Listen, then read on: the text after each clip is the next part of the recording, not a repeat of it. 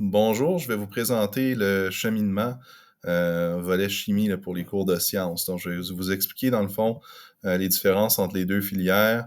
C'est quoi le parcours général que les élèves peuvent faire en chimie à l'école. Je veux comparer le cours précollégial et les cours préuniversitaires. Je vais aussi parler des profils d'entrée recommandés pour les deux cours, vous expliquer un petit peu les différences pédagogiques dans les deux filières, puis c'est quoi les différents profils de sortie. Fait que qu'est-ce que l'élève pourrait faire après avoir fait soit la voie précollégiale ou préuniversitaire en chimie. Donc, première chose, c'est important de comprendre, donc à ce point-ci, l'élève a terminé ou devrait terminer son cours de sciences 10e, soit appliqué ou théorique. C'est le dernier cours obligatoire en sciences. Il n'y a plus aucune obligation de faire des cours en sciences. L'élève va avoir son diplôme d'études secondaires. L'élève peut même aller à l'université ou au collège dans des programmes autres que des sciences. Si l'élève veut obtenir un diplôme collégial ou un baccalauréat qui nécessite des cours de sciences, ben à ce moment-là, il va avoir à faire des cours de sciences. Pour la chimie, ça ressemble à ça. Fait que l'élève qui a fait le cours appliqué peut poursuivre puis faire la filière précollégiale. Les élèves qui ont eu un très bon rendement dans la filière appliquée, on peut leur recommander d'aller poursuivre puis faire le cours de 10e théorique. Ça va les habiliter à éventuellement faire les cours préuniversitaires en sciences.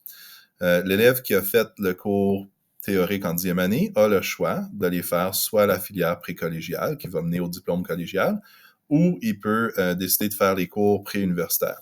Dans les deux cas, c'est important de comprendre que le cours de chimie, qu'il soit précollégial ou préuniversitaire, il est calibré spécifiquement pour préparer les élèves aux études en sciences. Donc, ce sont des cours exigeants. Ce sont des cours qui demandent des excellentes habiletés de travail, que ce soit au niveau précollégial ou au niveau préuniversitaire. Puis c'est vraiment des cours qui devraient être pris par des élèves qui veulent étudier les sciences plus tard. Donc, c'est des cours qui devraient être pris par des élèves qui ont la motivation nécessaire pour poursuivre ces cours-là. Au niveau précollégial, il y a un seul cours de chimie offert qui généralement est pris pendant la 12e année, mais il peut aussi être pris pendant la 11e année, dépendamment de l'horaire maître. Puis, du côté préuniversitaire, il y a deux cours à faire, un en 11e, un en 12e. L'élève qui a fait les cours préuniversitaires peut choisir d'aller faire une formation puis obtenir un diplôme collégial ou peut aller faire un bac en sciences. Juste pour comprendre un peu la différence entre les deux approches, c'est vraiment une question d'approche. Dans les deux cas, ça va être un cours assez exigeant qui nécessite des bonnes habiletés mathématiques, des bonnes habiletés d'études. Il y a 6 modules par cours. Donc, les deux voies sont quand même assez exigeantes, mais juste de façon différente. Fait qu'au niveau précollégial, c'est beaucoup une approche pratique. Donc, l'emphase est mise sur le savoir-faire, c'est les compétences, donc c'est la manipulation. Donc, c'est vraiment des emplois qui vont mener l'élève à manipuler avec ses connaissances en sciences. Au niveau préuniversitaire, c'est une approche beaucoup plus théorique. On va apprendre les principes, on va apprendre les théories, il va falloir les mémoriser, puis les comprendre, raisonner avec ça. Puis il va y avoir beaucoup plus de mathématiques, il va falloir pouvoir résoudre des problèmes à plusieurs étapes. Donc, il va avoir un petit peu moins. Il va aussi avoir de la manipulation du côté préuniversitaire, mais l'emphase est vraiment mise sur l'apprentissage théorique. C'est ce qui est nécessaire pour les études au baccalauréat. Tandis qu'au niveau précollégial, c'est vraiment plus le développement des habiletés qui est important. Fait que voici ce que nous, on recherche comme profil d'entrée, ce qui est recommandé. Donc, si l'élève a un crédit de sciences, il peut passer au prochain cours. Donc, l'élève qui a eu 50% a le droit de passer à la prochaine filière. Mais dans les faits, ça fonctionne pas très bien parce que l'élève qui a obtenu 50% a pas la maîtrise nécessaire de la matière pour progresser. Surtout en chimie, tout ce que l'élève a appris en 10e année est nécessaire pour poursuivre le cours en 11e année. Ce qui veut dire que nous, on recommande que l'élève ait la norme ministérielle, qui est le niveau 3. Le niveau 3, c'est la norme ministérielle, c'est ce qui nous indique que l'élève a une maîtrise globale du cours.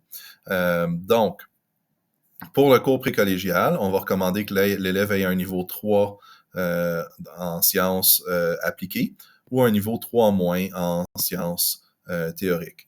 On va exiger, on n'exige pas, mais on recommande fortement les mêmes choses pour les mathématiques puis pour le français.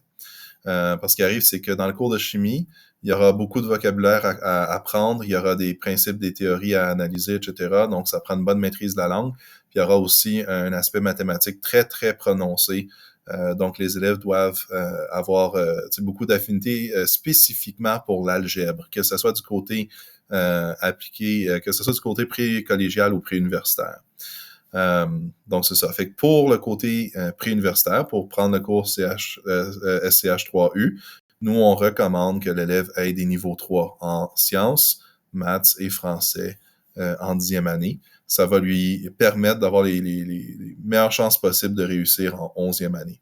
Si l'élève n'a pas atteint ces niveaux-là en 10e année, il va commencer le cours de chimie 3U avec des lacunes. Puis ça va prendre énormément de travail pour pallier à ça, parce que c'est des cours qui vont très rapidement, parce qu'il y a 6 modules à compléter. Après ça, juste pour expliquer un peu plus au niveau pédagogique, fait que ça, c'est des questions tirées d'évaluation.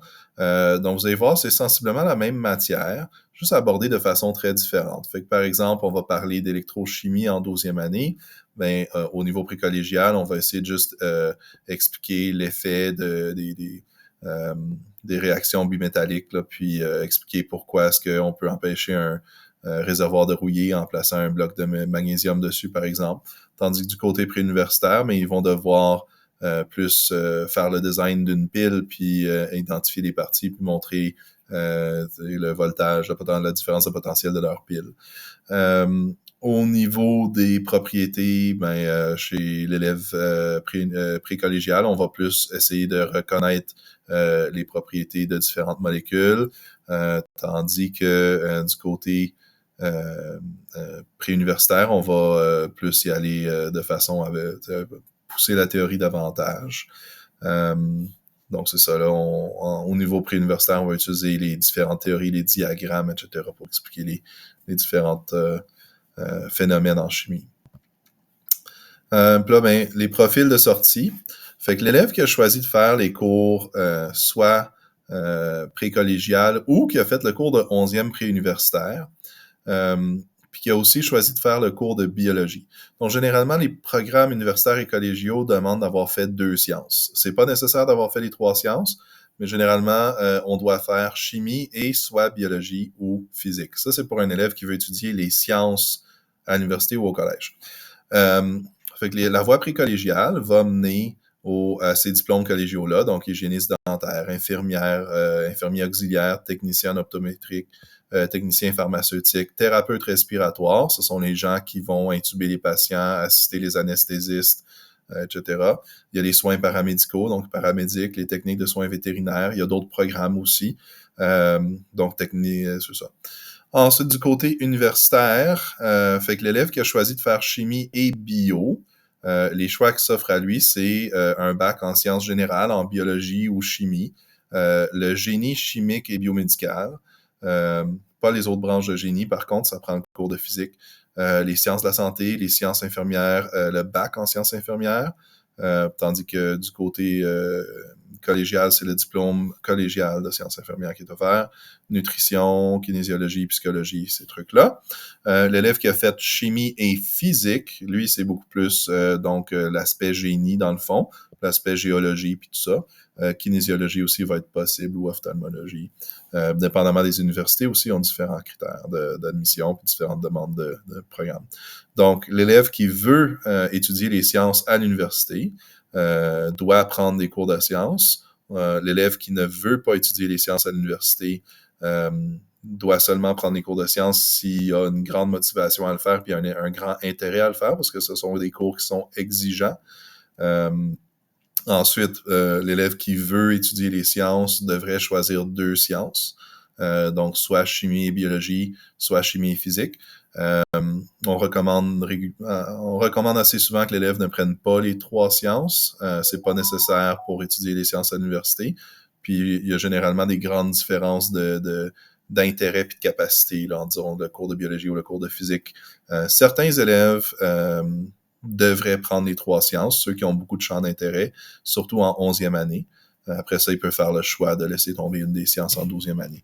Il faut savoir que prendre les 3 sciences en 11e année, c'est un énorme contrat. Puis, ben, selon nous, c'est pas tous les élèves qui en bénéficient au maximum.